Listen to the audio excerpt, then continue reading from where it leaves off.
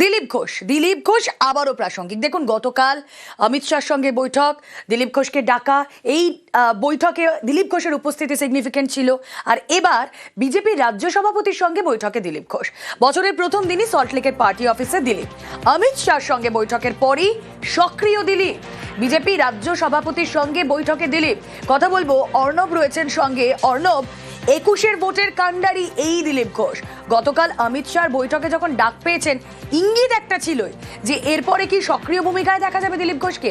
আজ কি তার শুরুটা হয়ে গেল?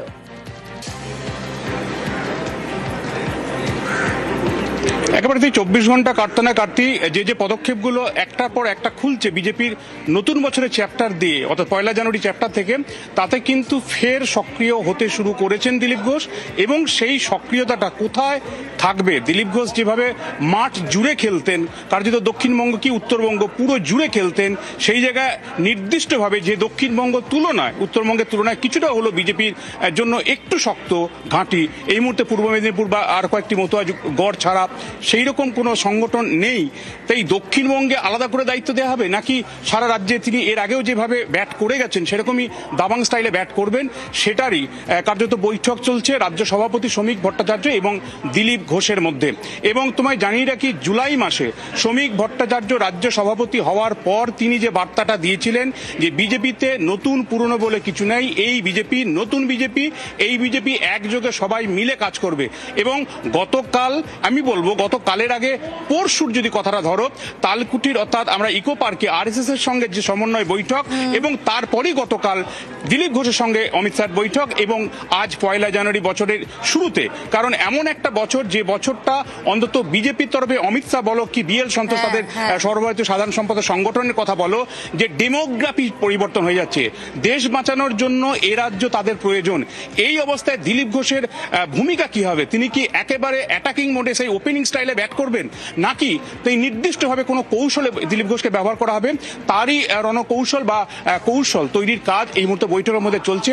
তবে দিলীপ ঘোষের কাছ থেকে তার মেঠো ভাষায় রাজ্যের মানুষ বিজেপির কথা শুনতে চায়, বিজেপি কি করতে চায় সেই বার্তা শুনতে চায়, যেটা দিলীপ ঘোষের একেবারে ইউনিক স্টাইল, সেই ইউএসপি যেটা দিলীপ ঘোষের রয়েছে। অন্তত গতকালকে অমিত শাহের সঙ্গে বৈঠকের পর এটা নিশ্চিত যে দিলীপ ঘোষ তার যে নিজস্ব স্ট্রাইক রেট, সেই স্ট্রাইক রেটে তার ব্যাটিংটা চাইছে কেন্দ্রীয় বিজেপি। তাই আজকে 1 জানুয়ারি পার্টি অফিসে আসা এবং বৈঠক করা। এখন দেখার তিনি কিভাবে খেলেন। এবং ইতিমধ্যেই তিনিও বার্তা দিয়েছেন অন্য দল থেকে যারা এসছেন তাদের অভিজ্ঞতারও প্রয়োজন। কাজেই সব মিলিয়ে একযোগে ঝাঁপিয়ে পড়া বিজেপির নতুন বিজেপি চেহারা দিতেই কিন্তু শ্রমিক ভট্টাচার্য বৈঠক শুরু হয়েছে। গতকাল শাহী বৈঠকে উপস্থিতি, আজ বর্তমান রাজ্য সভাপতির সঙ্গে বৈঠক। আগামী দিনে ভোট রাজনীতিতে, ভোট ময়দানে দিলীপ ঘোষের কি ভূমিকা থাকে বঙ্গ বিজেপির হয়ে, অবশ্যই আমাদের সকলের নজর থাকবে। আর এদিকে সক্রিয় হয়েই দিলীপের নিশানায় দলেরই একাংশ। যে কথা অর্ণব বলছিল, গতবার অপছন্দের আসনে লড়তে দেওয়া হয়েছিল বলে মন্তব্য, 21-এ বিজেপির ঐতিহাসিক ফল হয়েছিল মন্তব্য করছেন দিলীপ ঘোষ। কোন ঠাসা করাই রাজনীতির অংশ বলে তোপ দিলীপের। সব সময়ের পছন্দের আসন খড়গপুর মন্তব্য করেছেন দিলীপ ঘোষ। 26-এ কি দিলীপ ঘোষকে আবার খড়গপুরে দাঁড়াতে দেখা যাবে? সেটা পার্টি ঠিক করবে। আমার সবসময় পছন্দের আসন খড়গপুর। যখন থেকে আমাকে দাঁড়াতে বলা হয়েছিল আমি খড়গপুর বলেছিলাম, লোকসভায়ও তাই ছিল। গতবারে আমার পছন্দের বাইরে করা হয়েছিল, সেটা সবাই দেখেছেন রেজাল্ট কি হয়েছে। এটাই তো রাজনীতি, কোন ঠাসা করা, কাউকে বেশি সুযোগ দেওয়া, কম দেওয়া। তো যদি সে যোগ্য থাকে রাজনীতি করার মতো, প্রত্যেক নেতার জীবনের পরিস্থিতি আসে, তো সেটা আমি আমার মতো লড়াই করেছি। আমি ধৈর্যের সঙ্গে ছিলাম পার্টির কাজ করার জন্য, যে পরিবর্তন করতে হবে। তো পার্টি যদি মনে করে আমার উপযোগিতা আছে, প্রয়োজন আছে, আমাকে কাজ দেবে। আমি জানি না কে প্রেশার তৈরি করেছে। আমার কেন্দ্রীয় নেতৃত্বের উপরে ভরসা ছিল যে আমি পার্টির কাজ করেছি, যে কাজ আমাকে দেওয়া হয়েছে আমি আমার পুরো শরীর মন বুদ্ধি দিয়ে কাজ করেছি, সাফল্য এসছে। তো যখন আমাকে প্রয়োজন হবে তারা আমাকে ডেকে নেবেন। লক্ষ্যমাত্রা সবসময় বড়ই থাকে, আর তবে কি আমরা বেশি পরিশ্রম করি, আর সেটাই হবে এবারে। সক্রিয় হয়ে তৃণমূলকে তোপ দিলীপ ঘোষের। পশ্চিমবঙ্গকে তৃণমূল শেষ করে দিয়েছে বলে অভিযোগ। বাংলার অপশাসনের জন্যই দেশে অশান্তি, তোপ দিলীপের। পশ্চিমবাংলায় বিজেপি জিততে চায়, সরকার গড়তে চায়, অনেক হয়ে গেছে। আর সারা পশ্চিমবাংলা নয়, পশ্চিমবাংলার মানুষের জীবন নষ্টাগত, সারা ভারতবর্ষকে অশান্ত করে রয়েছে পশ্চিমবাংলা এবং এখানকার মাধ্যমে যে দেশবিরোধী শক্তি, বাংলাদেশ থেকে ঢুকে সারা দেশে ছড়িয়ে গিয়ে বন্দুক থেকে আরম্ভ করে যা কিছু অ্যান্টি ন্যাশনাল অ্যাক্টিভিটি করছে। তো এটা সারা দেশের লোকও বুঝেছেন, আর আমরা তো লড়াই করছিলামই। এখন সারা দেশ তৈরি বাংলাকে পরিবর্তন করতে। লক্ষ্যমাত্রা সবসময় বড়ই থাকে, আর তবে কি আমরা বেশি পরিশ্রম করি, আর সেটাই হবে এবারে। অসম্ভব কি আছে পৃথিবীতে? রাজনীতির পরিবর্তন 1 মাসের মধ্যে হয়ে যাবে। এর আগে গত 1-1.5 বছর ধরে পশ্চিমবাংলায় যে পরিস্থিতি চলেছে, সাধারণ মানুষ যেভাবে ক্ষোভ বিক্ষোভ দেখিয়েছেন, তারা বুঝিয়ে দিয়েছেন এই সরকারের সঙ্গে তারা খুশি নন, তারা পরিবর্তন চান। সুযোগটা বিজেপি নিচ্ছে, বিজেপিকে জিতিয়ে ক্ষমতায় আনা পশ্চিমবাংলায়, এটাই আমাদের কাছে মিশন। আর আমি 10 বছর ধরে এটা নিয়ে কাজ করছি। আর বাংলার মানুষের বিজেপিকে জবাব দেবে কটাক্ষ তৃণমূলে। পশ্চিমবঙ্গকে তৃণমূল শেষ করে দিয়েছে কি দেয়নি সেটা দিলীপ ঘোষ ঠিক করবেন না, সেটা বাংলার মানুষ ঠিক করবে, এবং বাংলার মানুষ ঠিক করে বলেই বাংলার মানুষ মমতা বন্দ্যোপাধ্যায়কেই বারবার চায়। আর দিলীপ ঘোষের কোনটা মুখ আর কোনটা মুখোশ সেটা দিলীপ দাকে ক্লারিফাই করতে হবে, কারণ উনি কদিন আগেই দীঘার জগন্নাথ মন্দিরের উদ্বোধনে গিয়ে মমতা বন্দ্যোপাধ্যায় ভূয়সী প্রশংসা করে বলেছেন এই মন্দির তৈরির ফলে আরো বেশি করে মানুষ আসবেন এখানে দেখতে, দীঘায় পর্যটনের প্রসার আরো বাড়বে। দিলীপদা কোন স্ট্যান্ডটা দিলীপদা সঠিক স্ট্যান্ড সেটা দিলীপদা আগে ভালো বলতে পারবেন। তবে এটা ঠিক, দিলীপ ঘোষ বিজেপির অন্যতম সফলতম সভাপতি ছিলেন, সেই দিলীপ ঘোষ দলেই ব্যস্ত। এখন নিজের দলে কলকে পাওয়ার জন্য ভোটের আগে সব দলই চেষ্টা করে তার ফুল স্ট্রেংথকে কাজে লাগাচ্ছে। দিলীপ ঘোষের কপালে সেই টিকিট ছেড়ে কিনা সেই দিকে আপনাদের সংবাদ মাধ্যমে নিশ্চিতভাবে নজর থাকবে। তবে আমরা উপভোগ করছি দিলীপ ঘোষের এই কাতর কাকুতি মিনতি। খুব স্বাভাবিকভাবে গতকাল যখন অমিত শাহর বৈঠকে দিলীপ ঘোষ যোগ দেন, তাতেই জল্পনা তৈরি হয়েছিল। তাহলে কি 26-এর ভোটের আগে নতুন দায়িত্ব পাচ্ছেন দিলীপ ঘোষ?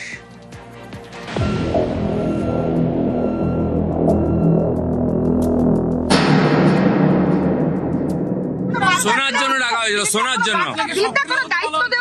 বলবে না, সেটা পার্টি জানে। মোদির সেনাপতি বিজেপির নাম্বার 2 অমিত শাহ বঙ্গ সফরে এসে রাজ্য বিজেপির শীর্ষ নেতাদের সঙ্গে তিনি আলাদা করে বৈঠক করলেন। বুধবারে সেই বৈঠকে ডাক পেলেন দিলীপ ঘোষও। এ যেন নির্বাচন কাটিয়ে ময়দানে ফেরা। প্রায় 1.5 বছর পর বিজেপির কোনো শীর্ষ নেতার কর্মসূচিতে দেখা গেল একদা বঙ্গ রাজনীতির অন্যতম গুরুত্বপূর্ণ মুখ দিলীপ ঘোষকে। এদিন রাজ্য বিজেপির 4 নেতার সঙ্গে আলাদা করে বৈঠক করেন অমিত শাহ। বিরোধী দলনেতা শুভেন্দু অধিকারী, রাজ্য বিজেপির সভাপতি শ্রমিক ভট্টাচার্য, বালুরঘাটের সাংসদ সুকান্ত মজুমদার এবং দিলীপ ঘোষ। প্রায় 20 মিনিট চলে এই বৈঠক।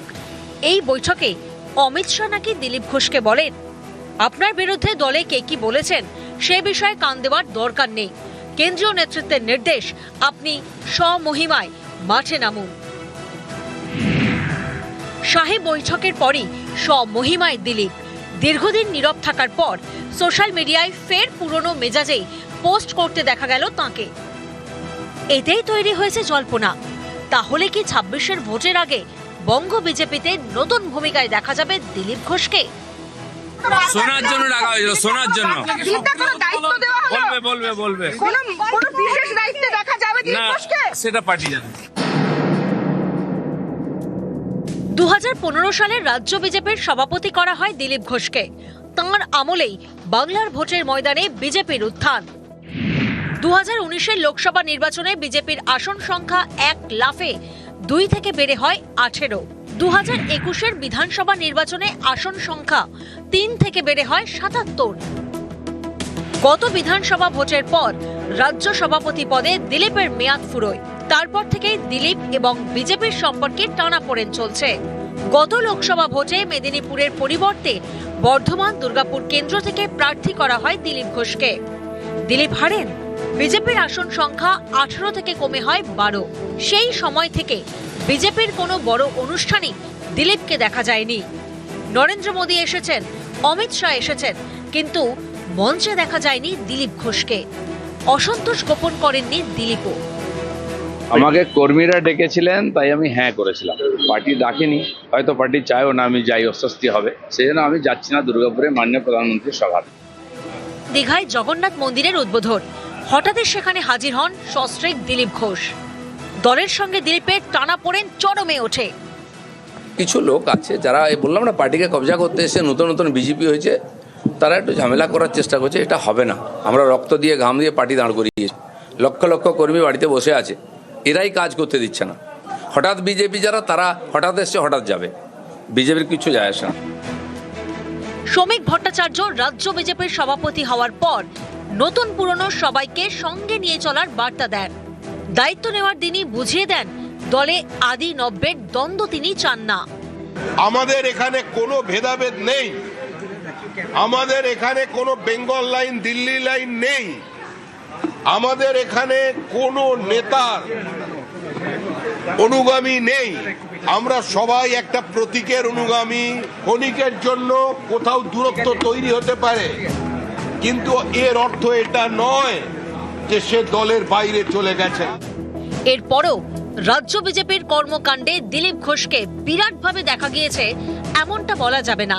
সেই ধারাতেই বুধবার বদল, শাহী বৈঠক, সেখানে দিলীপ ঘোষ।